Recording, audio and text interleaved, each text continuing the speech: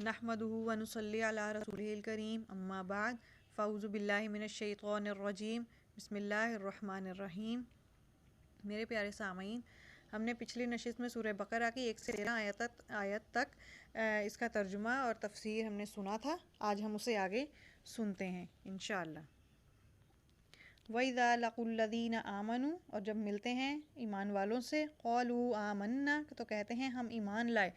वइज़ा ख़लऊ इला शयातीनिहिम, और जब अकेले होते हैं अपने शैतानों के पास, दोस्तों के पास, क़ालू इन्ना माअकुम, तो कहते हैं हम तुम्हारे साथ हैं। इन्नमा नहनु मुस्तहज़िऊन, कि हम तो उनसे मजाक करते हैं। यानी कि अल्लाह ताला मुनाफिकों के बारे में बताते हैं कि जब वो ईमान वालों के साथ होते हैं तो कहते हैं हम तुम्हारे साथ हैं, और जब अपने दोस्तों के पास, अपने शैतानों के पास, मुनाफिकों के पास होते हैं तो कहते हैं हम तुम्हारे साथ हैं, हम तो उनसे मजाक कर रहे थे। तो ये मुनाफिकों की निशानी है, कभी एक की बात इधर और उधर, और ये कभी जिसके साथ होते हैं उसी की तरफ बात कर रहे हैं। अगर वो ईमान वालों के साथ हैं तो उनकी बात कर रहे हैं, और अगर वो अपने कुफ़ार के साथ हैं तो वो उनकी बात कर रहे हैं। तो ये है मुनाफिकों का ज़िक्र अल्लाह ताला ने यहाँ पे किया।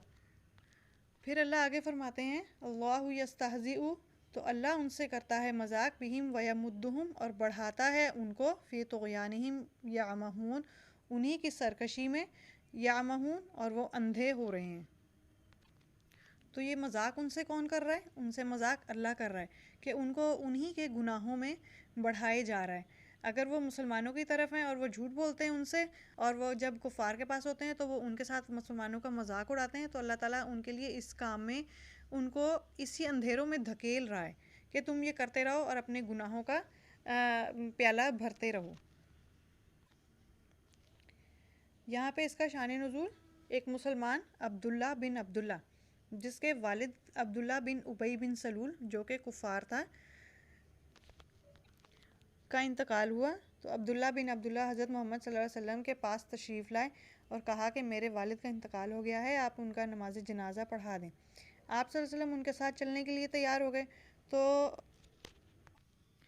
अभी थोड़ी ही दूर गए थे कि हज़रत जिब्राईल अलैहिस्सलाम ने आकर कहा कि अल्लाह ने आपको मना फरमाया है कि आप इसके काफिर बाप का नमाज जनाजा नहीं पढ़ाएंगे, क्योंकि ये बात आपको ज़ेब नहीं देती है कि आप एक काफिर का नमाज जनाजा पढ़ाएं। तो आप सल्लल्लाहु अलैहि वसल्लम ने उनके साथ चलने के लिए इनकार कर दिया। अब यहाँ पर अल्लाह ताला ने मजाक किसके साथ किया?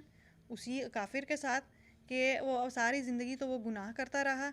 अब अगर आप सल्लल्लाहु अलैहि वसल्लम उसका नमाज जनाजा पढ़ाते तो उसकी सज़ा में कहीं ना कहीं नरमी हो सकती थी, लेकिन अल्लाह ताला ने कहा कि अब ये सज़ा का हकदार है, इसलिए इसको सज़ा ही होनी चाहिए। यानी कि अल्लाह ने उसको उसी की सरकशी में बढ़ाया, उसके लिए किसी भी किस्म की नरमी नहीं बरती।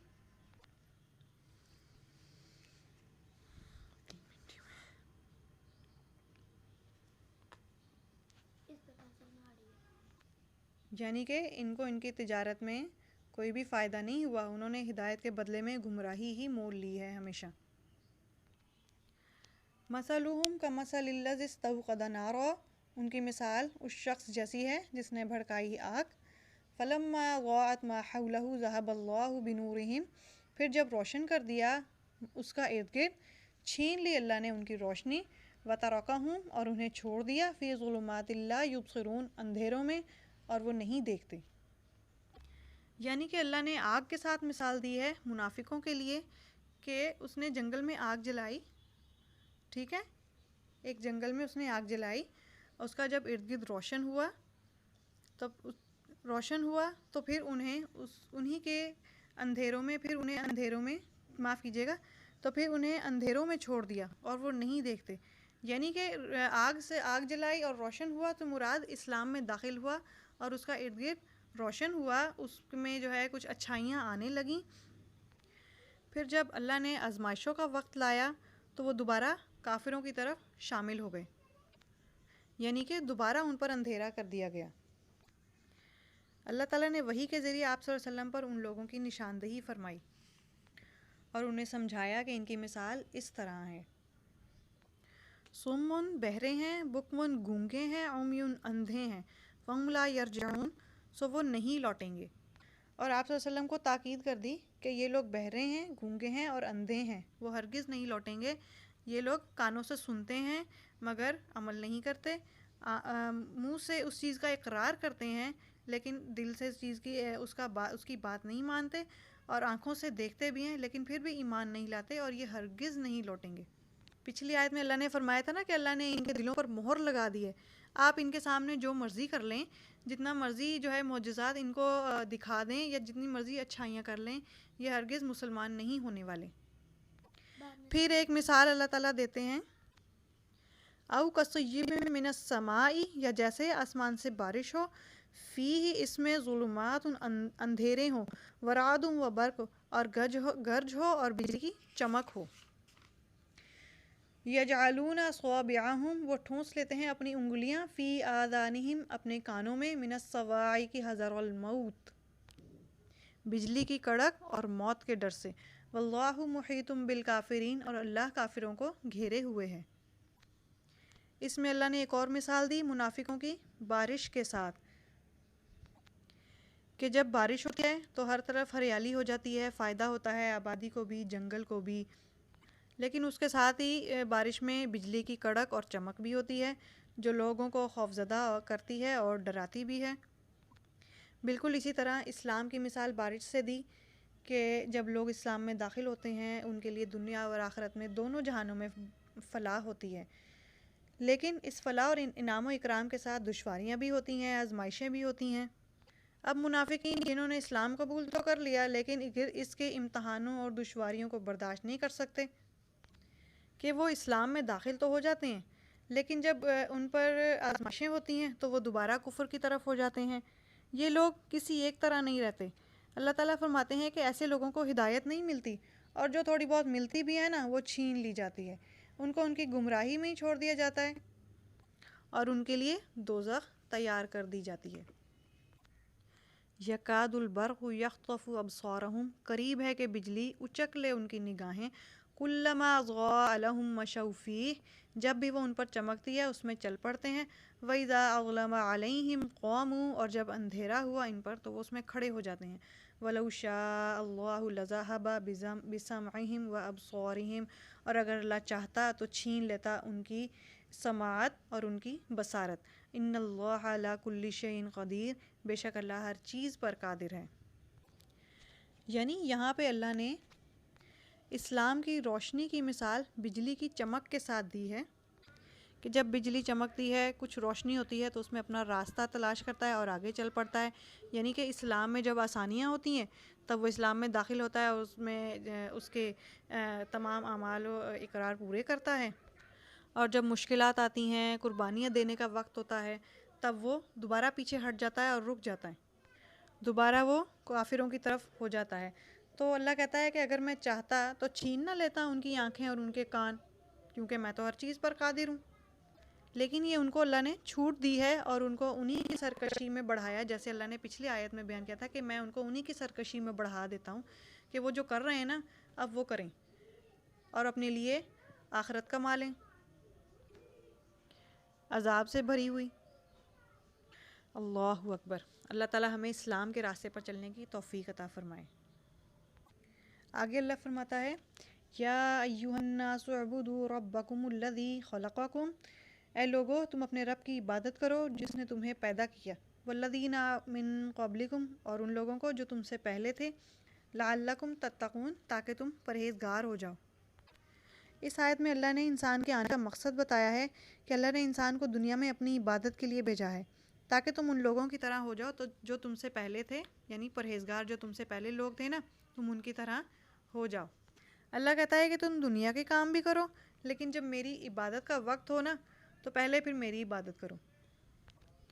یعنی کہ شروع کی صورتوں میں اللہ تعالیٰ نے یہ کتاب بتایا کہ یہ کتاب متقیوں کے لیے نازل کی گئی ہے، پھر متقیوں کے اس اوصاف کا ذکر فرمایا، اس کے بعد اس سے منکر ہونے والوں کا ذکر فرمایا اور ان کے فرقوں کا ذکر فرمایا، اور پھر فرمایا کہ میں تو ہر چیز پر قادر ہوں، چاہتا تھا ان سے ان کی ہر صلاحیت چھین لیتا لیکن میں نے ایسا نہیں کیا اور ان کو انہی کی گناہوں میں بڑھایا۔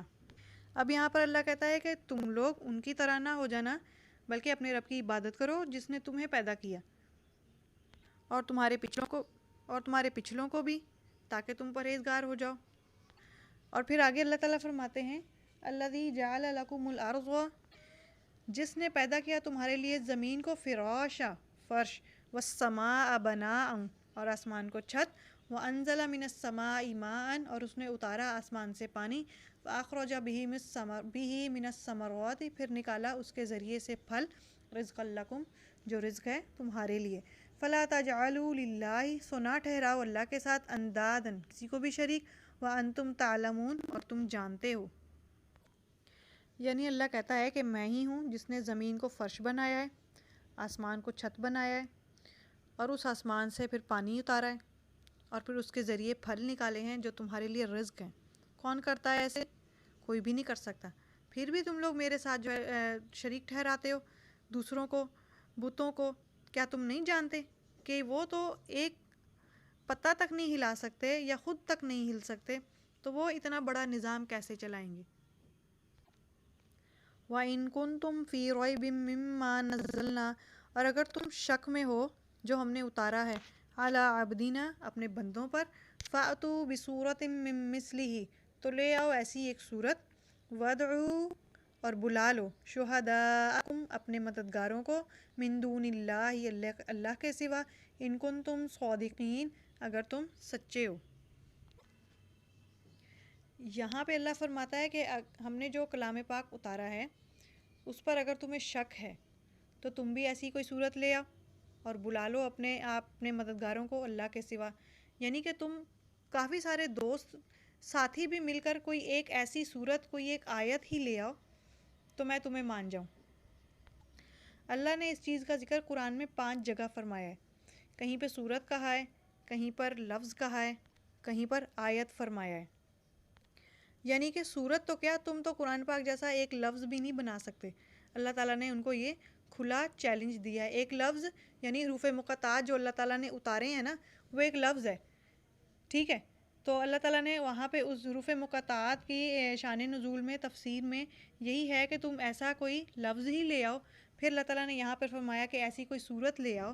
پھر ایک اور جگہ اللہ تعالیٰ فرمائیں گے کہ تم ایک ایسی کوئی آیت لے آؤ۔ اللہ تعالیٰ نے ان کو قرآن پاک میں بارہا جگہ چیلنج کیا ہے کہ آپ لوگ میرے نازل کی ہوئی قرآن پاک جیسی کوئی ایک لفظ، صورت یا آیت ہی لے آؤ تو میں تم لوگوں کو مان جاؤں۔ پھر اللہ آگے فرماتے ہیں فَإِن لَّمْ تَفْعَلُوا پھر اگر تم نہ کر سکو، وَلَن تَفْعَلُوا تو ہرگز نہ کر سکو گے، فَاتَّقُوا النَّارَ الَّتِي تو ڈرو اس آگ سے، وَقُودُهَا النَّاسُ جس کا ایندھن ہے لوگ، وَالْحِجَارَةُ اور پتھر، اُعِدَّتْ لِلْکَافِرِینَ جو تیار کی گئی ہے کافروں کے لیے۔ پھر یہاں اللہ ان کو فرماتے ہیں کہ تم یہ ہرگز نہیں کر سکو گے، تو پھر تیار ہو جاؤ اس کے لیے جس کا ایندھن ہے لوگ اور پتھر، لوگ یعنی کافر اور منافقین، اور پتھر یعنی وہی بت جس کو وہ پوجتے تھے، کہ اس آگ سے ڈرو جس کا ایندھن لوگ اور پتھر ہیں۔ میرے پیارے سامعین، یہاں پہ ہم نے آیت نمبر 14 سے آیت نمبر 24 تک کی تفسیر سورہ بقرہ کی سماعت فرمائی۔ انشاءاللہ اگلی نشست میں ہم سورہ بقرہ کی اگلی آیتوں کا ترجمہ و تفسیر سنیں گے۔ وآخر دعوانا ان الحمد للہ رب العالمین۔